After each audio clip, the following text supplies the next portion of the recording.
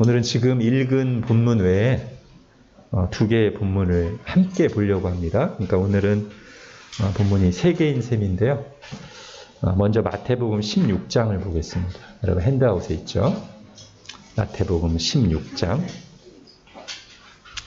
1절부터 4절 제가 읽겠습니다. 바리새인과 사두개인들이 와서 예수를 시험하여 하늘로부터 오는 표적 보이기를 청하니 예수께서 대답하여 이르시되 너희가 저녁에 하늘이 붉으면 날이 좋겠다 하고 아침에 하늘이 붉고 흐리면 오늘은 날이 굳겠다 하나니 너희가 날씨는 분별할 줄 알면서 시대의 표적은 분별할 수 없느냐. 악하고 음란한 세대가 표적을 구하나 요나의 표적밖에는 보여줄 표적이 없느니라 하시고 그들을 떠나가시니라. 아멘. 바리새인들과 사두개인들은 당시에 민중들을 종교적으로 이끄는 사람들이라고 할 수 있는데 그들이 예수님께 나와서 당신이 그리스도라는 것을 확실하게 하는 표적을 좀 보여달라. 하늘로부터 오는 징조를 보여달라. 요청했습니다. 그런데 이 앞에 1절에 보니까 예수를 시험하여 라고 되어 있죠. 여러분 뭔가 질문을 할 때, 요청을 할 때, 말을 할 때 의도가 중요해요. 그죠? 마음 자세가. 왜 중요합니까? 마음 자세가 잘못되어 있으면 어떤 대답을 해도 받아들일 수가 없어요. 오히려 부작용을 낳기 쉽죠. 지금 바리새인들과 사두개인들은 예수님이 이 요청에 대해서 뭔가 대답하시거나 반응을 하시면 잘 듣고 받아들이고 믿으려고가 아니라 시험하려고 나왔어요. 즉 어차피 예수님이 무슨 말씀을 하셔도 무슨 행동을 해도 안 믿을 거예요. 이 사람들은. 대신 그 예수님의 대답이나 반응을 꼬투리 삼아서 예수님을 공격하기 위해서 나온 것이죠. 성경에 보면 이런 사람들, 이런 완고한 태도를 가진 사람들을 향한 주님의 반응은 거의 일관됩니다. 주님은 그들이 원하는 대로 끌려다니지 않으시고 꾸짖고 책망하십니다. 또는 그들의 질문에 바로 대답하시기보다는 오히려 반문하심으로써 그들의 스스로를 돌아보게 하거나 그들의 의도를 들추시죠. 그리고 듣지 않는 사람들, 교만한 사람들에게서 떠나십니다. 오늘도 4절에 보면 그들을 떠나가시니라 이렇게 되어 있어요. 그럼 누가 손해예요? 네, 그 사람들이 손해죠. 예수님이 떠나가시니까요. 자, 만일 그들이 믿고자 했다면 그동안 예수님이 보여주신 여러 표적들로 충분히 믿을 수 있었어요. 수많은 병자들을 고치시고 걷지 못하는 사람, 맹인, 심지어 죽은 사람도 살리셨고 귀신들을 쫓아내시고 떡 5개와 물고기 2마리로 5,000명을 먹이셨어요. 하나님의 뜻을 잘 드러내는 권위 있는 말씀을 선포하셨고 그 말씀을 통해 많은 이들이 은혜 받고 삶이 변화됐어요. 수많은 놀라운 일들이 있었고 헤아릴 수 없이 많은 증인들이 있었습니다. 근데도 이들은 마치 그동안 아무것도 보지 못하고 아무것도 듣지 못한 사람처럼 지금 표적을 보여달라고 자기중심적으로 요청하고 있습니다. 여러분 기억하십시오. 이미 주신 것을 받아들이지 않는 이들에게 하나님은 새로운 것을 주지 않으십니다. 하나님은 교만한 자들의 뜻대로 움직여주지 않으시며 그들에게는 하나님의 경고와 책망과 심판이 있습니다. 자, 다음 읽어드리는 말씀들이 오늘 본문의 바리새인들과 사두개인들 또는 교만하여 받아들이지 않는 사람들에게 주시는 예수님의 답변이 될 것입니다. 마태복음 11장 핸드아웃에는 없어요. 제가 읽어드릴게요. 화 있을진저 고라시나 화 있을진저 벳세다야 너희에게 행한 모든 권능을 두로와 시돈에서 행하였더라면 그들이 벌써 베옷을 입고 재에 앉아 회개하였으리라. 내가 너희에게 이르노니 심판날에 두로와 시돈이 너희보다 견디기 쉬우리라. 가버나움아, 내가 하늘에까지 높아지겠느냐? 음부에까지 낮아지리라. 내가 내게 행한 모든 권능을 소돔에서 행하였더라면 그 성이 오늘날까지 있었으리라. 내가 너희에게 이르노니 심판날에 소돔 땅이 너보다 견디기 쉬우리라 하시니라. 자, 또 마태복음 21장에는 이런 말씀이 있어요. 예수께서 그들에게 이르시되 내가 진실로 너희에게 이르노니 세리들과 창녀들이 너희보다 먼저 하나님 나라에 들어가리라. 요한이 의의 도로 너희에게 왔거늘 너희는 그를 믿지 아니하였으되 세리와 창녀는 믿었으며, 그 다음이 중요하죠. 너희는 이것을 보고도 끝내 뉘우쳐 믿지 아니하였도다. 그러니까 지금 이 바리새인들과 사두개인들이 세례 요한을 잘 안 받아들였어요. 근데 많은 세리와 창녀들이 와서 세례 요한 전하는 하나님의 말씀을 듣고 그렇게 안 변하던 사람들이 은혜 받고 변화됐는데, 바리새인들과 사두개인들은 그걸 보고서 와, 진짜 저게 하나님의 은혜가 있나 보다 하고 진지하게 생각하고 돌이킨 게 아니라 오히려 더 기분 나빠하면서, 아니 왜 우리가 아니라 저런 죄인들을 부르지? 하면서 더 마음을 완악하게 하고 예수님에 대해서, 세례 요한에 대해서 받아들이지 않았는데 예수님이 그거를 책망하시는 거예요. 그들의 교만함. 자, 예수님은 이제 바리새인들을 이렇게 책망하시면서 너희가 날씨는 분별하는데 왜 시대의 표적은 분별하지 못하느냐 하십니다. 이 말씀만 보면 날씨를 분별하는 것, 그러니까 자연현상 또는 기후현상을 분별하는 것과 시대를 분별하는 것, 즉 영적인 분별, 하나님이 하시는 일에 대한 분별이 약간 이렇게 대비되는 것처럼 느껴질 수도 있어요. 언뜻 보면. 그죠? 너희가 날씨는 분별하는데 왜 시대는 분별하지 못해? 이렇게 약간 대비된다고 언뜻 생각할 수 있지만 사실 그렇지가 않고요. 오히려 다른 본문들에서는 이 둘이 서로 아주 긴밀하게 연결되어 있음을 말씀하십니다. 이제 여러분 핸드아웃 보십시오. 오늘 두 번째 본문이 누가복음 21장인데요. 누가복음 21장 11절 같이 읽겠습니다. 시작. 곳곳에 큰 지진과 기근과 전염병이 있겠고 또 무서운 일과 하늘로부터 큰 징조들이 있으리라. 예. 여기서 지금 예수님이 말씀하시는 현상들, 지진, 기근, 가뭄, 전염병, 이런 것들은 일종의 자연현상이죠. 또 날씨와 보통 연관되어 있습니다. 근데 지금 주님은 이런 것들이 단지 기후현상, 날씨현상일 뿐만 아니라 이게 뭐라는 거예요? 말세의 징조, 곧 시대의 표적이라고 말씀하십니다. 하나님의 뜻이 지금 이루어져 가고 있고 주님의 재림의 때가 가까이 다가오고 있음을 보여주는 영적인 징조, 시대의 표적이라고 말씀하시는 거예요.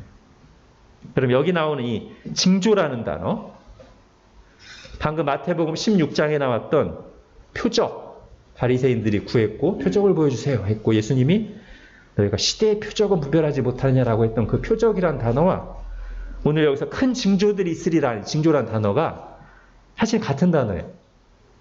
영어로는 다 사인이라고 번역되어 있고요.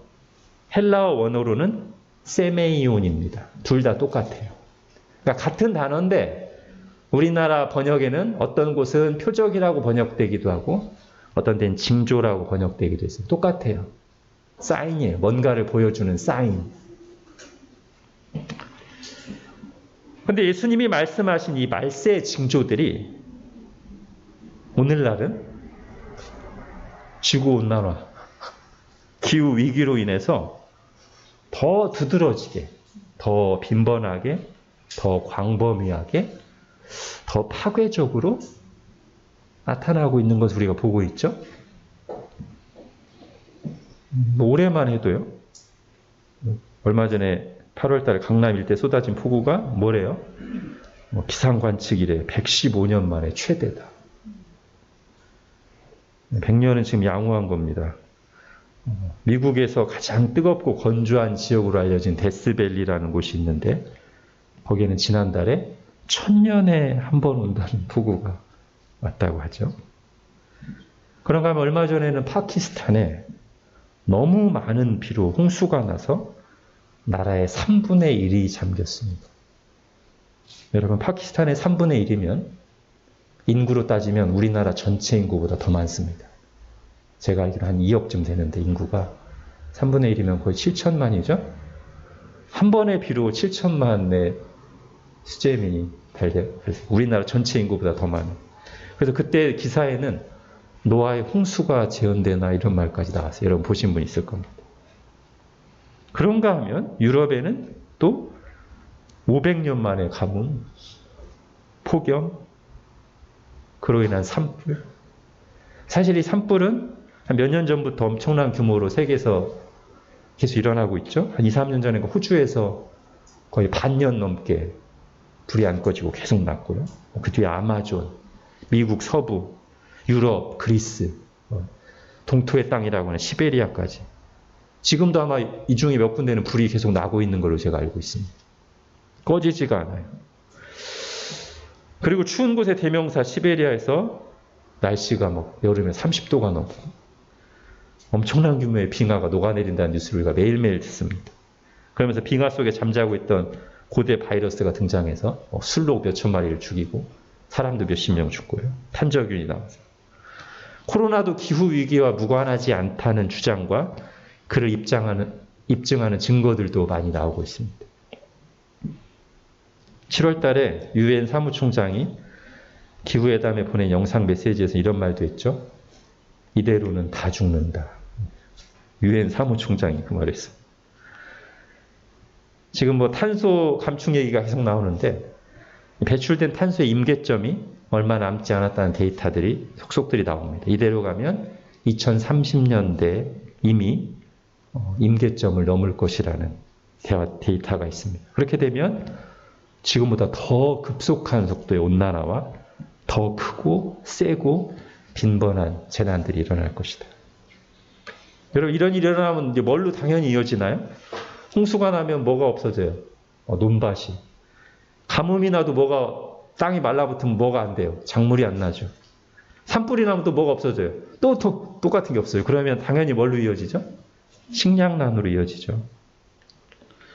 뿐만 아니라 기후변화로 동식물들이 멸종해서 그것도 또 식량난에 일조한다. 예를 들면 꿀벌이 지금 우리나라에서도 엄청난 속도로 사라지고 있잖아요. 근데 꿀벌이 식량 작물 수분의 60에서 80%를 담당한다. 즉 꿀벌이 제대로 활동을 해줘야 사과나 여러 가지 작물들이, 유실수들이 열매를 맺는데 꿀벌이 사라지고 있다. 제가 지난주에 박명수 자매님하고 통화했는데 거기도 지금 토마토를 수분시키려면 꿀벌을 넣는데요. 근데 올해는 왜 그런지 수분이 안 되고 있답니다. 이유를 잘 못 찾고 계시다고. 자, 식량난은 또 뭘로 이어집니까? 필연적으로. 식량난은 생존의 문제이기 때문에 거의 당연하게 식량이 부족해지면 국내적으로는 갈등과 범죄가 만연하게 되고 국제적으로는 전쟁이 일어나죠. 요컨대 이런 기후재앙이 이미 시작되었고 멀리도 아니라 한 5년, 10년 뒤에 우리는 어쩌면 지금과는 굉장히 달라진 세상을 살고 있을 가능성이 매우 매우 높습니다. 근데 이 모든 일들이 예수님이 말씀하신 말세의 징조로 나타나는 현상과 일치합니다. 우리 다시 한번 누가복음 21장 10절, 11절 읽겠습니다. 시작. 또 이르시되 민족이 민족을, 나라가 나라를 대적하여 일어나겠고 곳곳에 큰 지진과 기근과 전염병이 있겠고 또 무서운 일과 하늘로부터 큰 징조들이 있으리라. 그러니까 예수님이 말씀하신 이 말세의 징조들이 급격하게 잦아지고 강도가 세지고 있는데 뭐가 결정적인 역할을 한 셈이에요? 기후위기가. 그렇다면 오늘날 이미 중요한 이슈가 되어 있고 앞으로 우리가 점점 더 뉴스에서 많이 보고 실제로도 경험하게 될, 마주하게 될 이 기후위기와 그에 따른 재난의 소식들은 그 자체로도 심각하고, 그래서 우리가 주의를 기울여서 반응해야 될 일이지만 사실은 거기서만 멈춰서는 안 되고, 이것은 예수님의 말씀을 따라 말세의 징조로서, 시대의 표적으로서 우리가 분별하고 영적으로 반응하는 데까지 나아가야 된다는 거예요. 오늘 처음 해봤던 마태복음 16장 3절에 또 다른 의미로의 적용이 필요하다는 거죠. 3절 뒷부분 보십시오. 너희가 날씨는 분별할 줄 알면서 시대의 표적은 분별할 수 없느냐. 즉 너희가 기후위기다, 몇 년 뒤에 어떻게 된다, 몇 년 뒤에 어떻게 된다는 분별하면서 이것이 말세의 징조라는 사실은 생각하지 않느냐? 이런 말씀이라고 할 수 있겠죠. 여러분, 그리스도의 탄생에 대한 예언의 말씀들이 있었고 그 말씀들은 때가 되자 이제 다 성취됐잖아요. 가령 그리스도가 태어날 곳이 베들레헴이라는 예언이 있었습니다. 미가서 5장 2절에. 근데 때가 되어 그 말씀이 성취될 때 어떻게 성취되죠?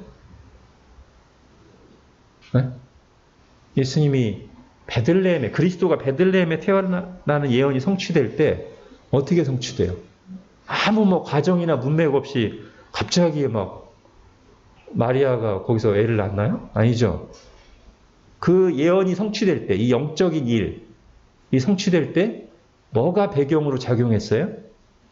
당시 로마 제국이 세계 패권을 장악하는 정치적인 사건. 그런데 마침 그 해에 로마 초대 황제가 자신의 통치권을 강화하기 위해서 자신이 지배하는 모든 민족들에게 인구조사 명령을 내렸단 말이죠.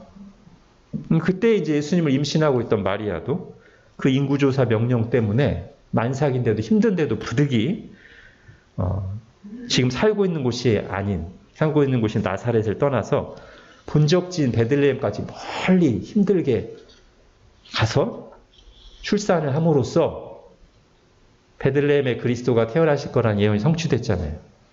즉 하나님의 말씀이 이루어질 때, 어떤 영적인 중요한 사건이 일어날 때 그게 혼자 그냥 독립적으로 일어나는 게 아니라 로마 제국이 왕성해지는 일, 로마 황제 인구조사 명령이라고 하는 일반 세계에서 일어나는 일들이 도구가 돼서 성취된다는 거죠. 하나님이 그렇게 그런 것들을 도구로 사용하셔서 하나님께서 이루신다는 거죠. 마찬가지로 볼 수 있다는 거예요.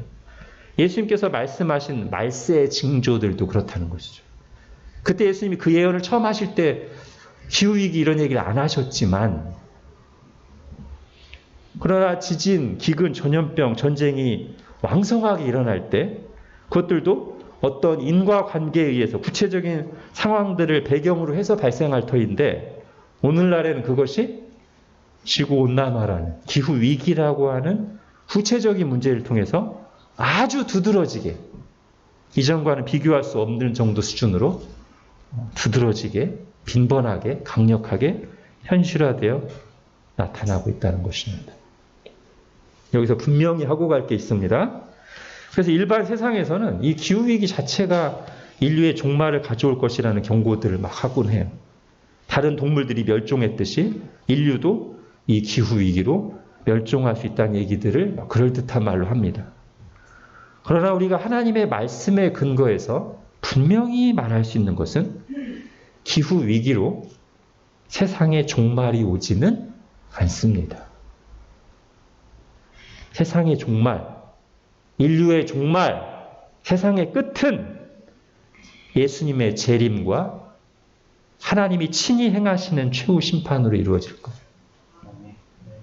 기후위기로 인한 여러 가지 재난들은 예수님의 재림과 최후 심판이 다가오고 있다는 것을 알려주는, 그 말세의 징조들이 두드러지게 나타나게 하는 도구지, 그 자체가 종말의 궁극적인 원인이거나 그게 마치 세계와 인류의 심판자로 여겨져서는 안 된다는 거예요. 더 나아가 이런 현상들이 이렇게 많이 나타난다고 해서 당장 예수님의 재림이 며칠 뒤, 몇 달 뒤 임박했다는 사실을 구체적으로 이게 말하고 있는 것도 아닙니다. 예수님이 뭐라고 말씀하셨어요? 핸드아웃 보십시오. 마가복음 13장.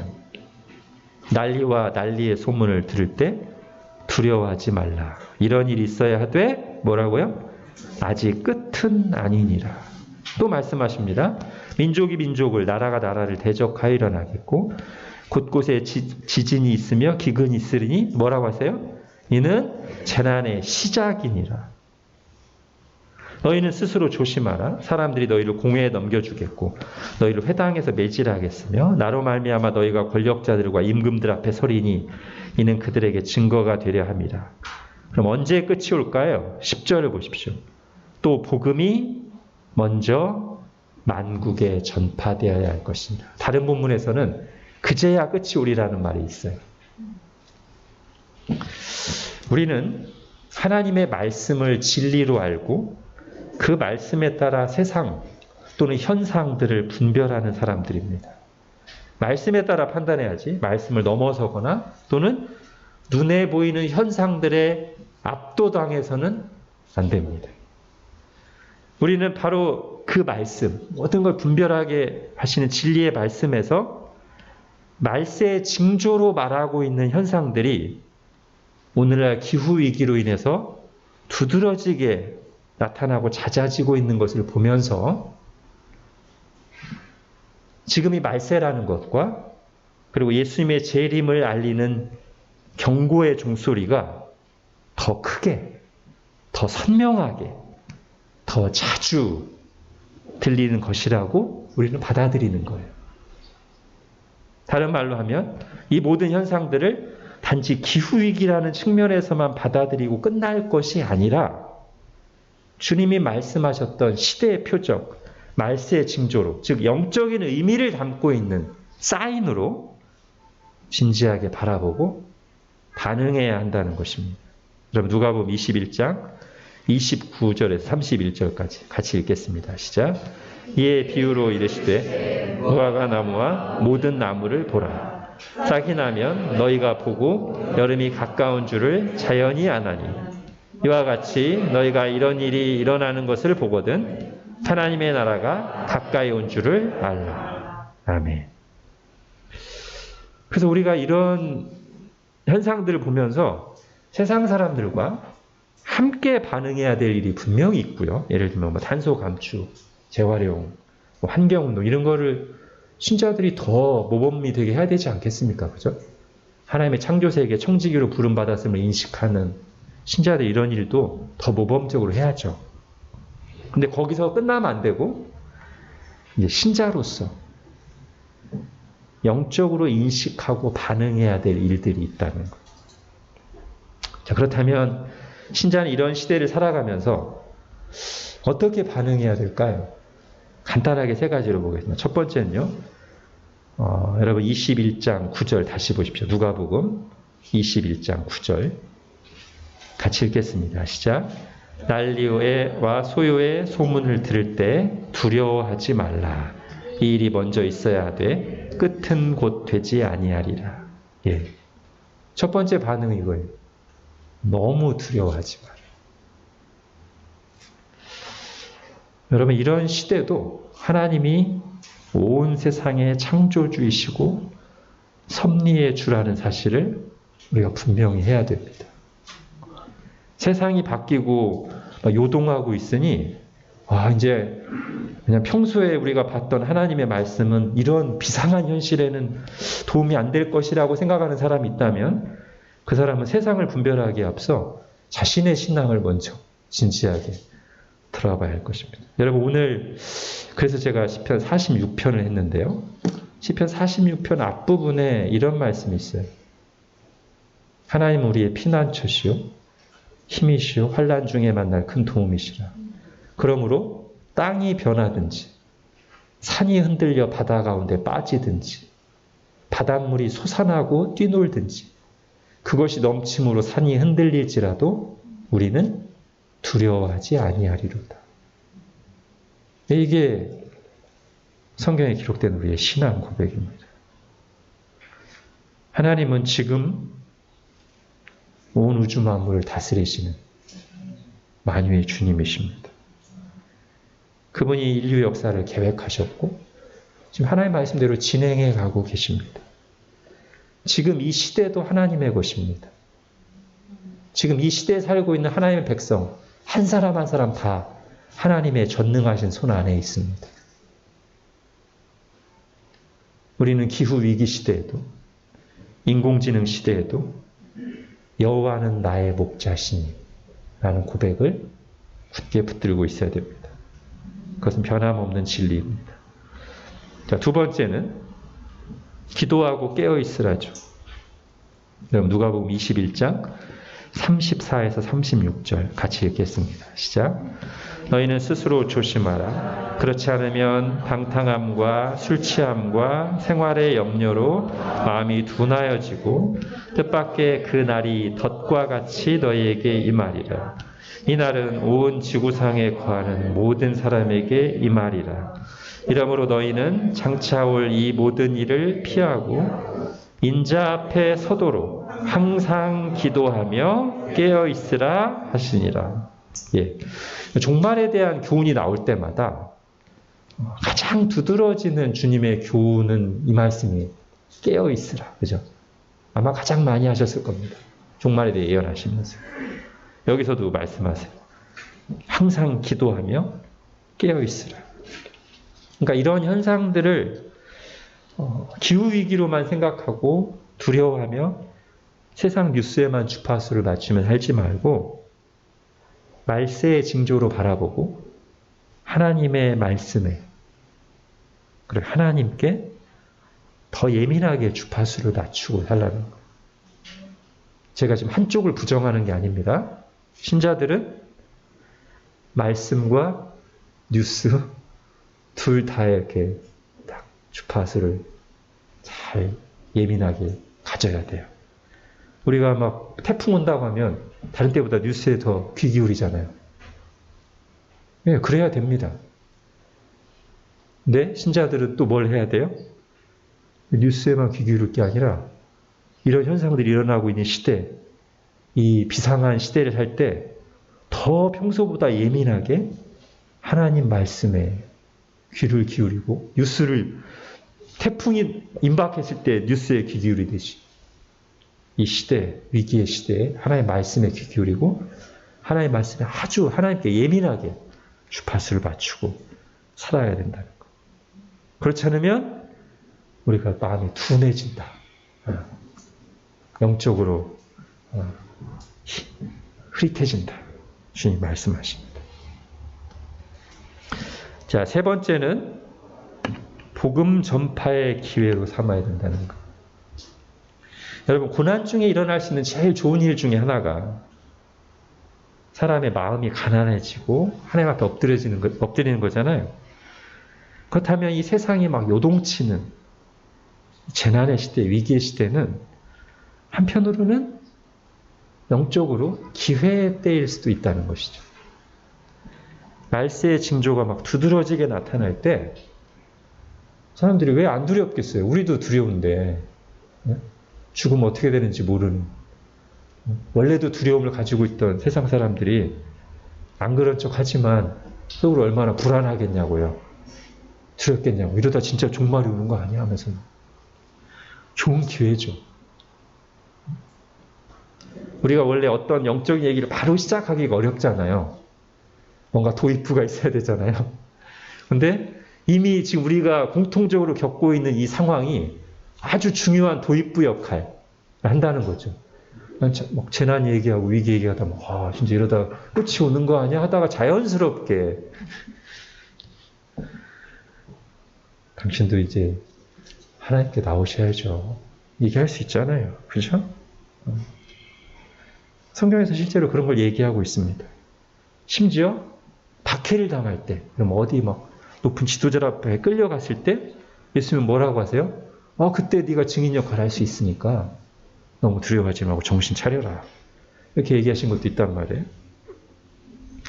자, 우리가 이런 재난의 시대, 위기의 시대에 복음 전파의 기회로 삼는 방식은 이제 좀 전에 말씀드린 것처럼 얘기를 하면서 직접적으로 복음을 전하기도 좋고요. 또 뭘도 있을까요? 이 고난당하는 사람들이 점점 늘어날 수 있는데 그때 우리가 뭐 멀리까지 가서 할 수 없지만 우리 주변에서 고난을 당한 사람들을 도우면서 또 복음 전파의 기회를 삼을 수 있겠고요. 또 우리가 이 앞에 두 가지를 잘한다면 너무 두려워하지 않고 기도로 깨어있는 모습을 보인다면 그것 자체로도 증거가 될 수 있습니다. 예를 들면 존 웨슬리가 미국에서 복음을 전파하고 말씀 전하고 다시 영국으로 돌아오는 배 안에서 큰 풍랑이 일어나잖아요.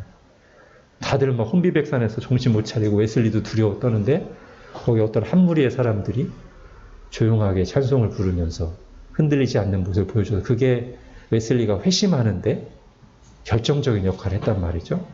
그럴 수 있다는 거예요. 그런데 이제 이런 일들을 할 때 성경에서 말하는 것은 개인 혼자서 독립적으로 하는 것은 쉽지 않고요.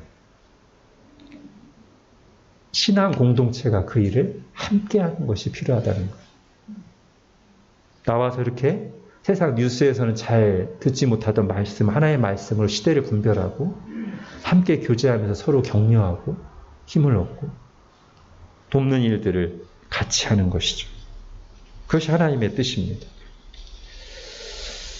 이상 살펴본 대로 이제 깨어있다는 것을 정리해서 말하면 일반적으로 깨어있다는 것은 영적으로 잠들지 않은 상태, 즉 우리의 영적 상태, 마음 상태를 가리키는 표현인데 그것은 하나님에게 하나님 나라에 예수님의 재림에 마음을 주파수를 맞추는 거잖아요.